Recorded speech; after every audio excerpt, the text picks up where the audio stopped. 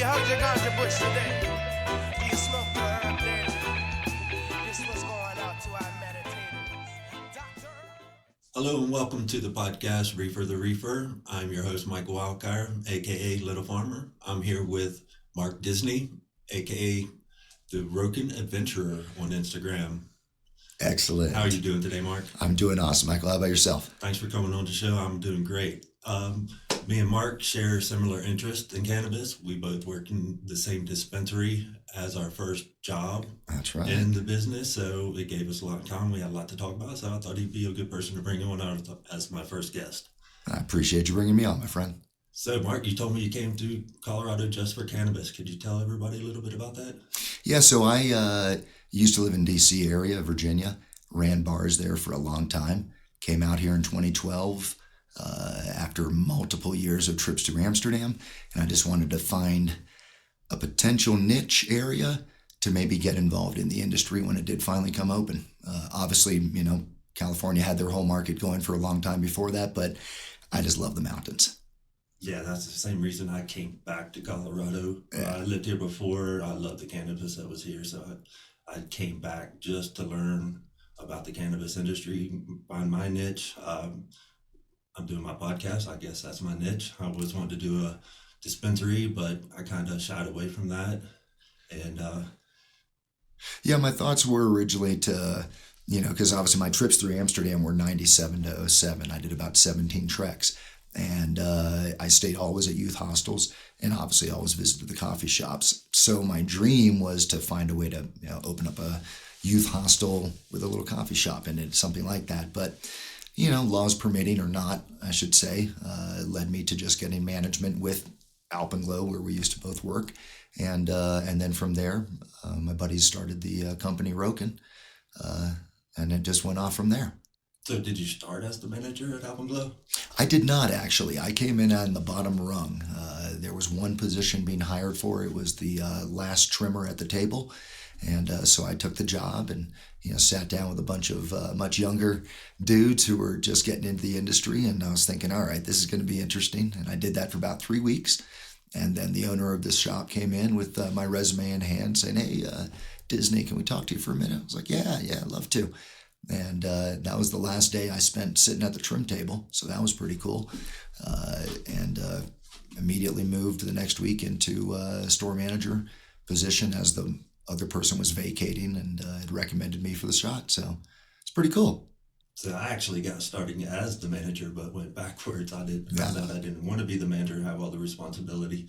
I just wanted to speak to the customers and learn why were they consuming, what did they like, which helped me learn and fill my goal. That's what I wanted to do, was just find out as much as I could about the medicine, the herb, why people used it, what strains people use for certain things.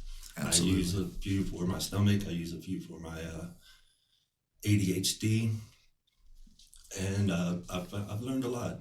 Absolutely. When was the first time you actually consumed cannabis and found out it was for you? Yeah, you know, okay, so the first time it really consumed, it was 94. I was a runner, distance runner for a local university that was number one in the country at the time, and difference of opinion with the coach, I decided, okay, you know what, I'm going to go and pursue my band days and dreams. So I was a drummer in a rock band in DC, and, you know, just obviously coming with the territory.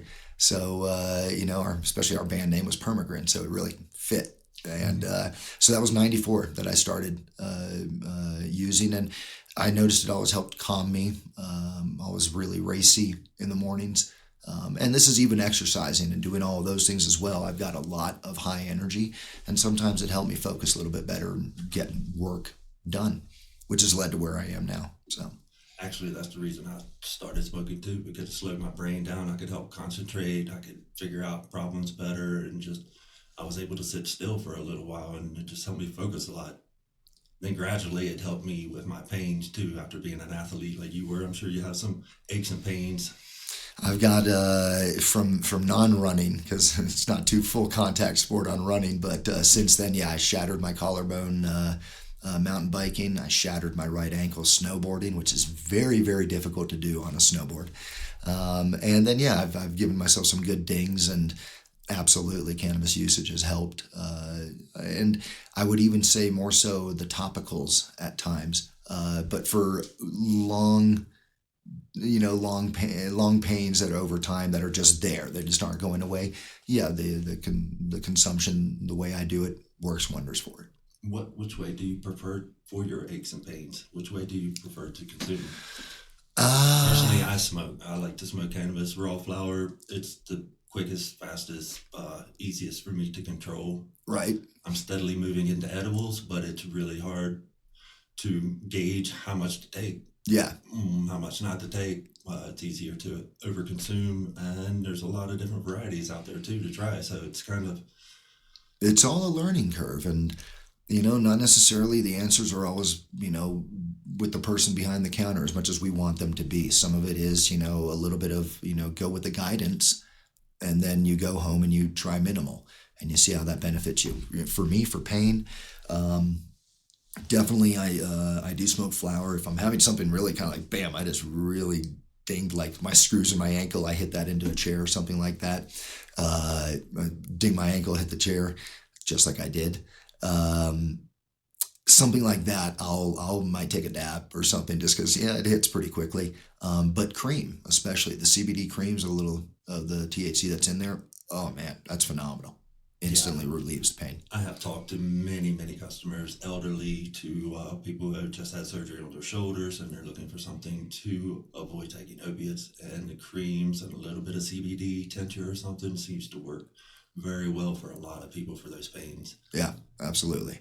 I drink a lot of tea as well, so I'm a tea and a joint bowl kind of a guy, and it's a nice way to get the day sometimes started and focused into what I'm trying to get going, and alleviates the pain as well. So Do you find that the tea enhances the herb at all? I've heard another podcast that talked about tea enhancing the herbs. I would believe it. I mean, I can tell you in Amsterdam, especially. I mean, the coffee shops are serving predominantly, warm drinks, and obviously tea being an herbal drink is already a nice body cleanser. So you're cleansing while consuming. Yeah, I personally think it all goes hand in hand. Any herbal consumptions altogether is definitely an entourage effect. Little synergy there. Absolutely, Right. absolutely. Yeah, I heard the flavonoids in the tea can really make a difference. Hell yeah. Earl Grey is awesome. It's a good one for that. Is there a difference between medical and rec usage?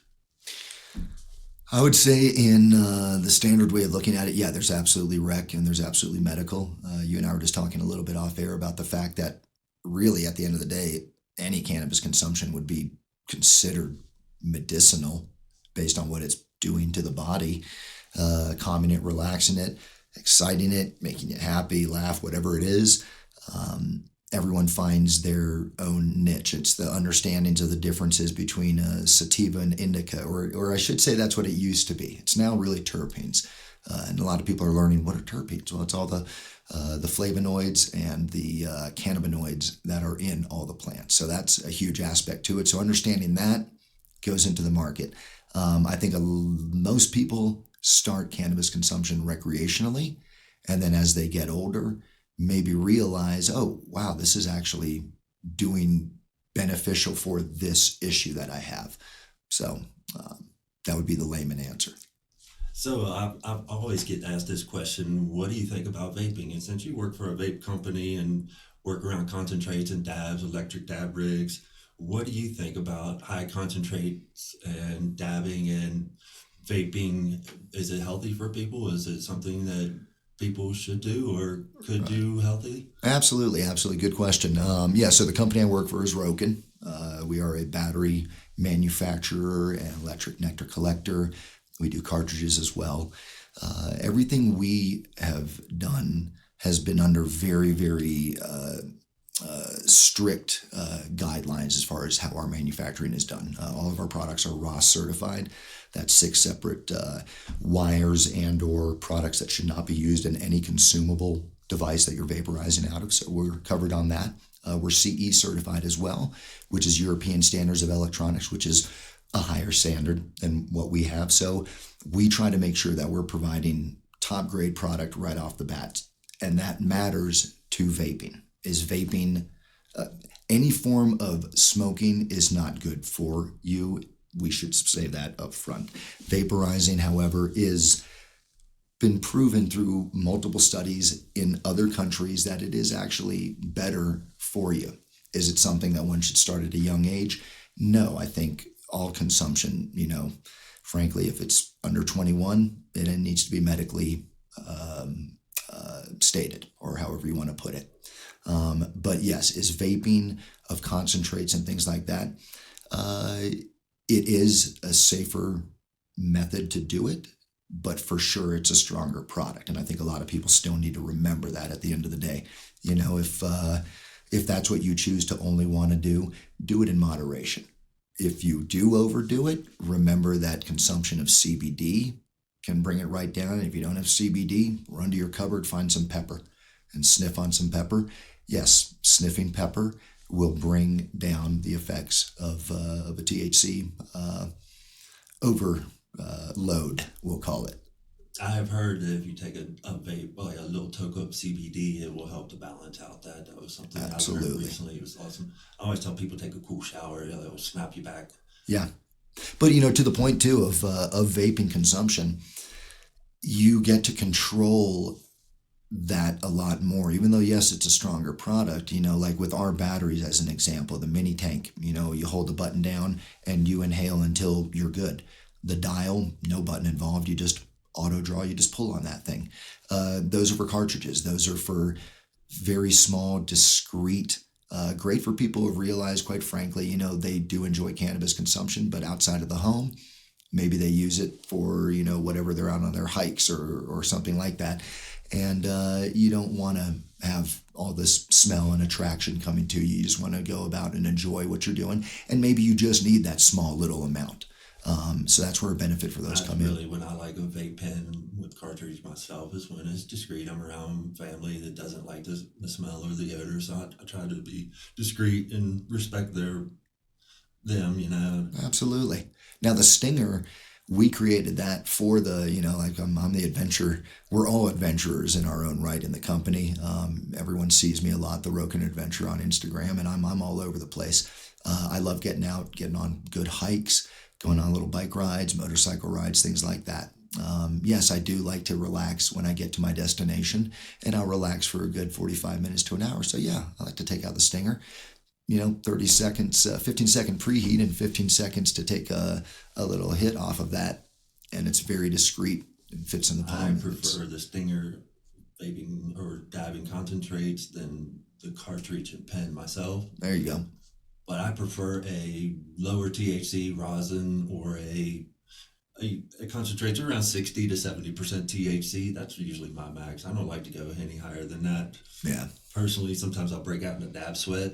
It's kind of uncomfortable for me, so I avoid those. But I do enjoy a nice rosin every once in a while, or something with a really nice terpene. That's what I look for. Absolutely. What about yourself when you smoke concentrates or dab concentrates? Do you go for the higher THCs? Because that's a big issue now. A lot of people they're cutting down the limits on the high THC. They're saying it causes problems with younger kids, schizophrenia, things like that. Well, it's an interesting. We were touching on this just earlier. The fact is that terpenes is really what it's all boiling down to now. THC content sure matters, but if somebody is just going around and choosing their product based on that, I would say, change it up. One of the most effective strains I ever had actually was from our old place called Chocolate Heaven. I don't think it was ever over 16, 17%. And it was one of the most relaxing afternoon smokes when you're done with work, having a cup of tea. It was awesome. It was just chill. It fit perfectly because of the terpene profiling, a lot of citrus in there, and it fit. So I don't go for the bang like you see some cartridges now that are in the 80s, 90%. If it's a live resin or live rosin, it's not going to be up at that percentile, and quite frankly, you're going to be shocked at the difference. And what is the difference, one would ask? Well, I would think when you hit the stronger ones, the 80, 90% ones, yeah, they give a little bit of a pop, but it wears off quicker and sooner. Whereas with the lower ones that are more terpene focused, which is going to generally be a lower THC content profile, Those last a little bit longer. They taste a heck of a lot better. And you're getting the whole entourage effect, which is the most important thing. So, What could you recommend? Because I know as a bud tender, I always got the question. There would be people who are highly interested in consuming, and it's their first time, but they don't want to overconsume, and they're afraid to try these high THCs because they've heard it could cause unwanted side effects. Have you ever had unwanted side effects from consuming cannabis or a concentrate? I definitely probably been a little, I don't know, sketched out's a word to use in relation to it, but I tell you, I mean, I try to think back on quote unquote bad times, and I don't necessarily say bad times per se. First off, don't smoke and drive. That's something I tell everybody. Don't do that stuff. Learned that years ago with my band buddies, way late at night. Yeah, you were telling me a story. Yeah, the simple, quick story is we were in the car. I ended up actually driving, and my buddies all were like, "Hey, man, there's a traffic light up away. Don't forget to stop." So I did. And then at that point, I guess we all weren't convinced of the cleanliness of my windshield, so we put all four heads out the car and realized I was probably 60 yards from the light. So at that point, somebody else took over the driving. So, things like that. First off, don't do that. Just plain and simple. That was stupid. Have I had bad experiences? Truthfully, on cannabis, I really haven't. I've been very fortunate to find something that worked perfectly for me to cover any of the issues that I might feel, would generally get me diagnosed some sort of a pill. And I just don't feel like going that route. So the worst case scenario I've ever had was a friend of mine, and we were together. She had an edible. She's eaten edibles before. Some of the really strong ones, had a great time. Some knocked her out. But this time she was near her parents, and her parents had no idea, but she was, "Oh my God, do you think they know?" And she started getting really paranoid, and her heart rate started going. Oh man, she couldn't settle down. And this was totally different. So I didn't know what to do. So we started doing meditation. I had to get a cold shower, a cup of coffee. And finally, after an hour, it went away. So one of my recommendations, if you're going to try consuming cannabis for the first time, don't be around anybody that you're going to feel ashamed of knowing, like your parents or a grandparent or a boss or a best friend who's always said, "You shouldn't try that." Yeah. Because you're going to be paranoid. They're going to know and you're going to get a little antsy. Absolutely. So I would recommend always being with somebody that you're comfortable with, in a comfortable place, and nothing strange is going to happen to make you worry. Yeah, point to that one. Edibles. Consume lightly. Edibles kick in. They can take up to 2 hours. Consume lightly. You might want to eat that whole chocolate bar. Don't eat the whole chocolate bar. Give it a little pace. For first time 2.5 milligrams, and that's one great thing about the recreational market now, or even the medical market. People have a chance to come in and buy these low doses and try it, right? And ease their way into it, and they know exactly how much they're getting instead of on the black market where you're getting it. You were telling me, like, sometimes in Amsterdam you would get a strong cake, and the next time it wouldn't be. It just depends on the cannabis they had on stock at the moment. Yeah, they never knew it themselves at the time. My first base cake was 98 in Amsterdam at the Church, which is a brilliant coffee shop, still there to this day. And I was there with a couple of buddies, showing them for their first trip ever to Amsterdam. And so we each got our own space cake, and we consumed them. And man, those things kicked in within 30 minutes. And they were strong. I mean, we were plastered to that table for 5 hours. They charge you for every drink in Amsterdam, but we were the only three in there for sometimes an hour and a half at a time. And God bless the barista. She would come up with 3 drinks and be like, "You guys look like you could really use these." We're like, "All right, good." So that was a great fun experience. But yeah, back then they used to just, we asked how strong are these? And she's like, "Well, once we've sold all the flour out, anything that's left that was ground up keef-wise was just poured into a batch, regardless of how much it was." So we apparently got a strong one that time. So So yeah, be careful on what you consume out there, people. If you get something off of a buddy, it could be super strong, or it might not be strong at all. Exactly. One of the reasons I came to Colorado is because I was just tired of trying to find cannabis on the black market. I ended up in many bad situations. I've ended up with con- consuming bad cannabis, which was tainted because it wasn't regulated, which made me very sick. And that's one thing I recommend to people. If you can't find clean cannabis to consume and it's tainted and moldy, defer it. Do not consume it. It will make you sick. Yeah. You can get bad lung infections, you can get pneumonia, and I have gotten it.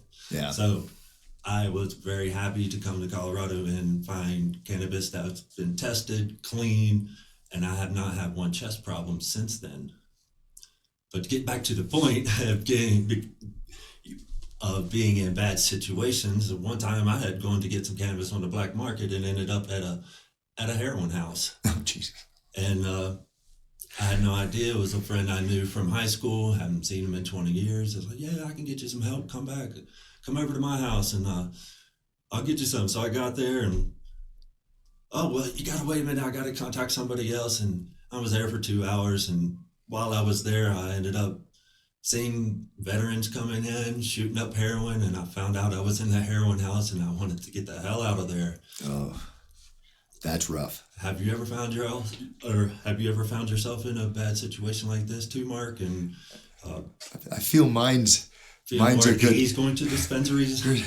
Mine's going to be a nice little comic relief after, because that's hardcore. I've never had anything like that. Well, I've known people to get robbed too. I've Oh, been yeah. very lucky on that point, but I had $20 taken off of me in San Diego back in '97, and that was just a really funny experience because I walked down the street I probably shouldn't have gone down, and even the people on the street in their front yards partying were asking me very bluntly, "What are you doing walking down this street?" So that was a funny experience, but a really funny time as far as like almost getting, maybe nabbed, because you used to have to go black market, and that meant if you really were wanting to go that route, then you had to sometimes go to places you maybe didn't want to.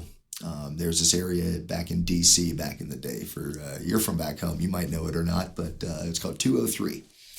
And this is an area down in DC that you could drive to, and it was just a block, and you could just drive around the block, and you could hit up anyone. And so I was down there with my good friend one time, and we're in my pickup truck, and we decided we were going to get a little extra because, we talked to a guy at the window, and he's like, "Oh, I can get you, an ounce or something." I was like, "Oh, well, shit, that would say I was coming down here for a while." So I pulled over, parked the truck, went over, got it from the back of his car right there on the street, vehicles going by. And just as I walked back over to my car, there is a cop sitting on the corner, just eyeballing me, hardcore. And I'm like, "Oh man, this ain't good." So I go to the car and I pop the hood, and then I go to the back of the vehicle and I pull out my oil can that I had back there because I just luckily had oil. And this all just came to me instantly, like, oh, what the heck can I do to stall some time? So I pop the hood, I go in there, I crank open the oil, I pour it into the thing, I take my sweet time checking the dipstick, look over my shoulder once in a blue moon. Yeah, he's still watching me the whole time. He's just waiting for us to pull away so that he can come ahead and do what he needs to do.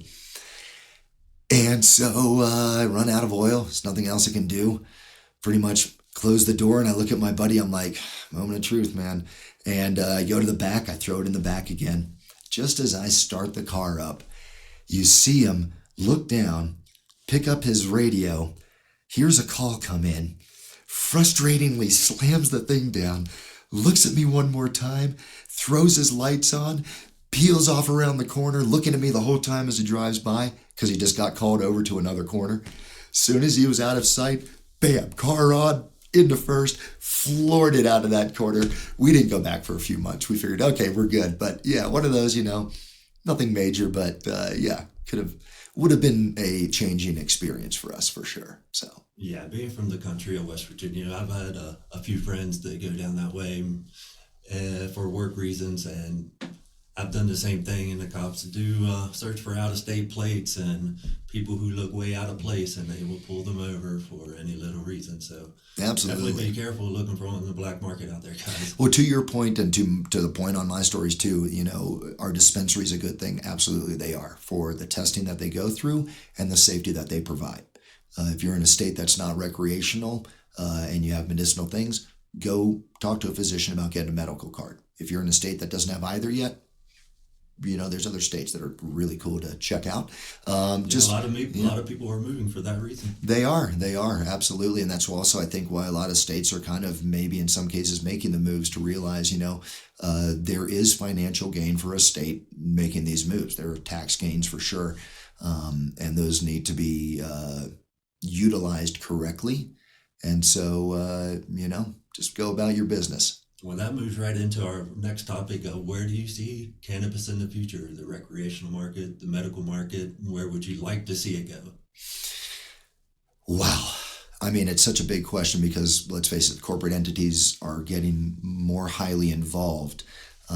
However, federal government regulations don't fully allow some of these major companies to just blanket their own names into it yet. When that comes, there's going to be a big change in the market as far as pricing is concerned. Dispensaries may have to consolidate. I would dare say that unfortunately you're going to see certain companies come up like a Walmart.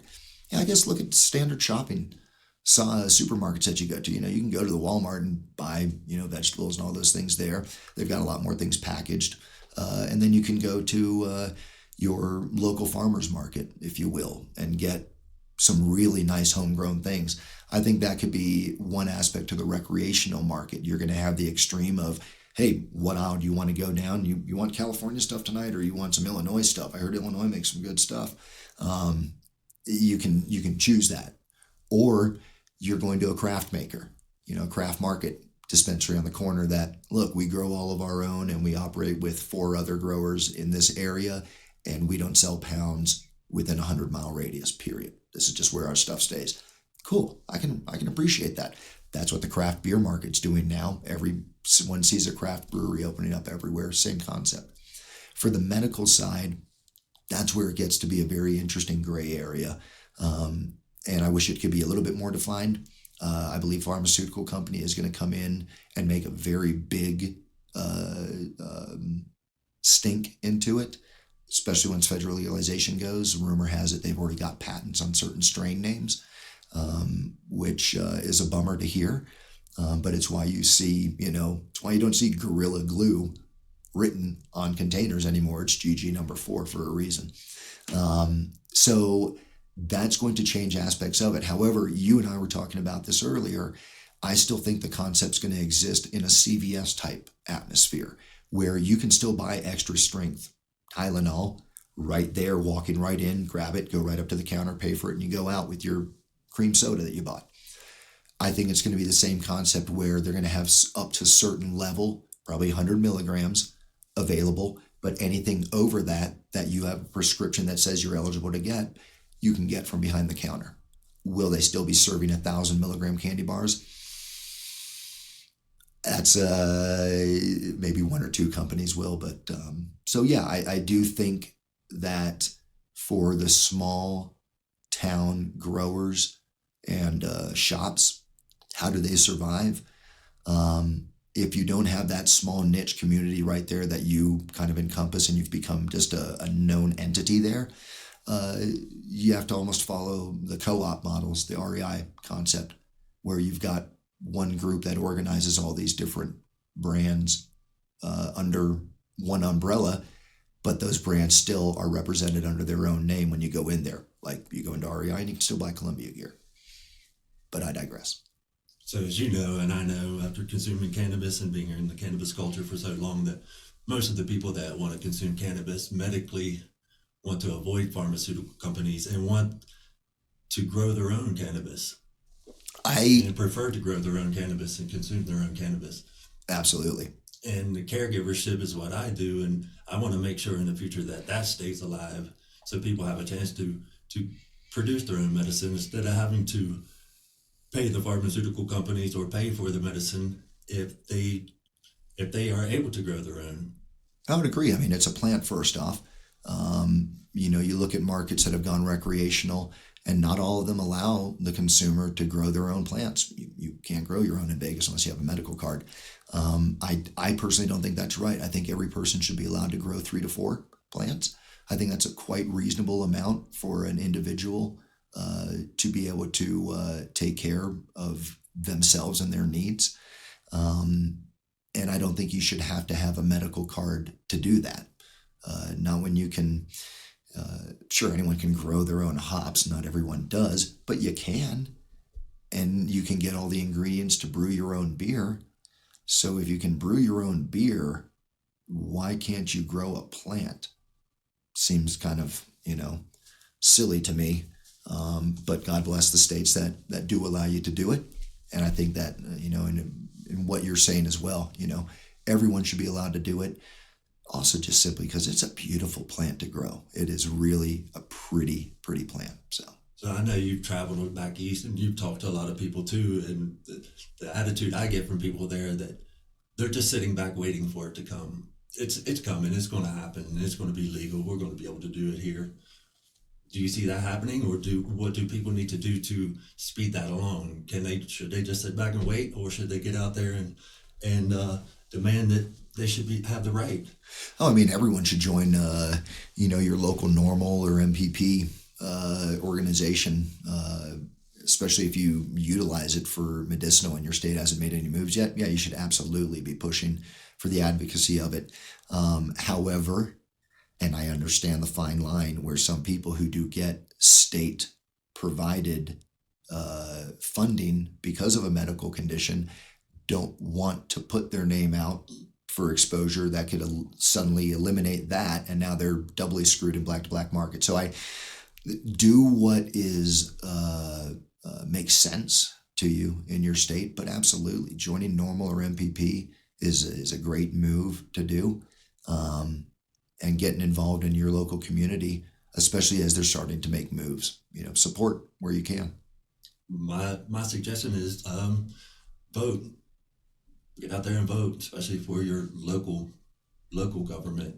And Vote make for small changes from the town, the county, and then move up to the state. Absolutely. Vote for the right representatives that are pushing the right ideas across the board that you agree with. And shockingly, there are probably more on both sides these days that are pushing for the legalization anyway, because of the realization of the tax benefits to each state is dumbfounding. Some of these states that haven't made it rec yet could really utilize some repaving of their highway roads. I know because I travel all over the country with a camper in tow, and sometimes I open up that camper after it travels through certain states, and man, I spent 30 minutes putting the thing back together.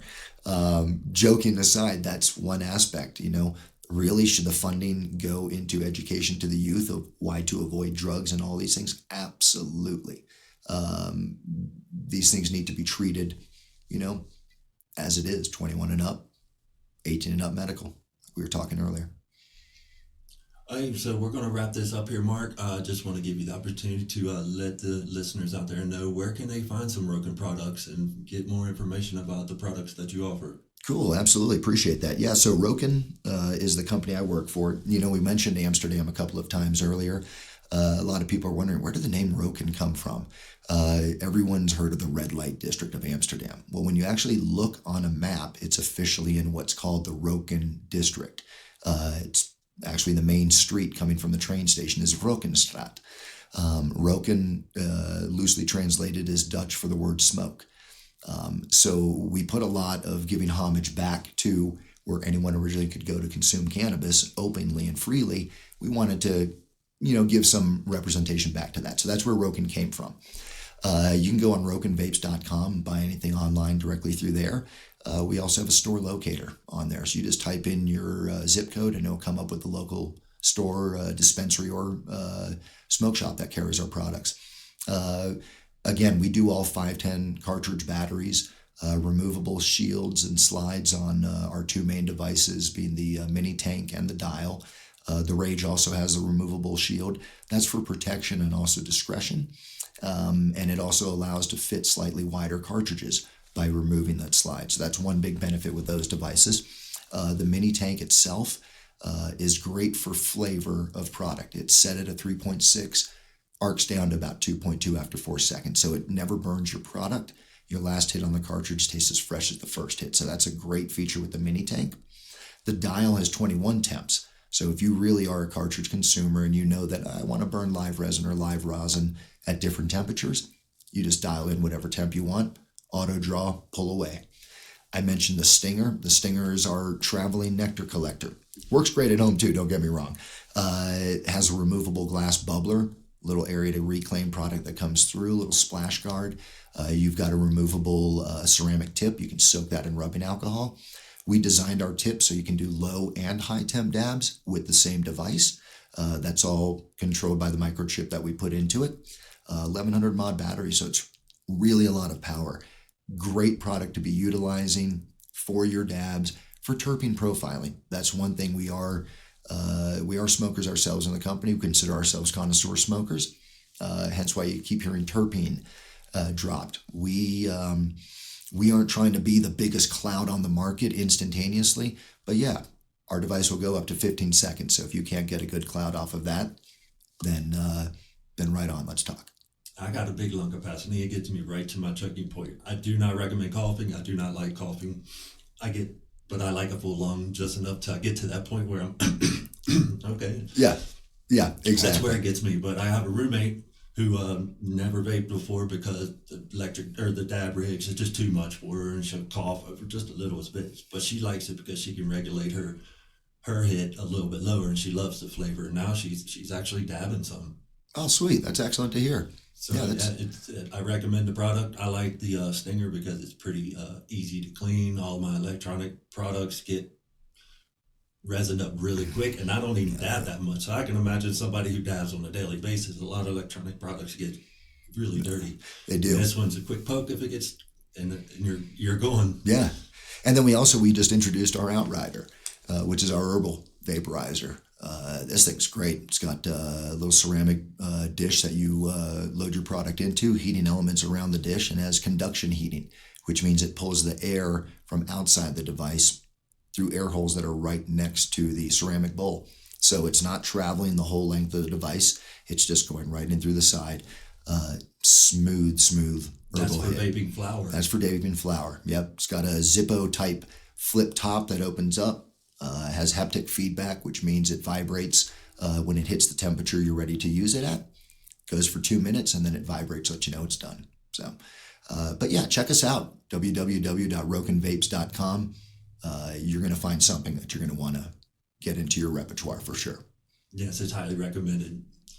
Cheers to that. Well, hey, thanks for coming on today, Mark. Michael, thanks for up here. Appreciate you having me on to talk about us at Rokin. Thanks, no problem, man. It was a great pleasure. Awesome, brother. Great seeing you. The man's not drug dealer, call him Dr. Herb. Don't diss the herbal doctors from all those rumors that y'all heard. Our man's not a drug dealer, we call him Dr. Herb. For the healing, meditation, and good vibration. For food, fuel, fiber, and a little bit of fun. See, the joint ain't necessarily the point, but I want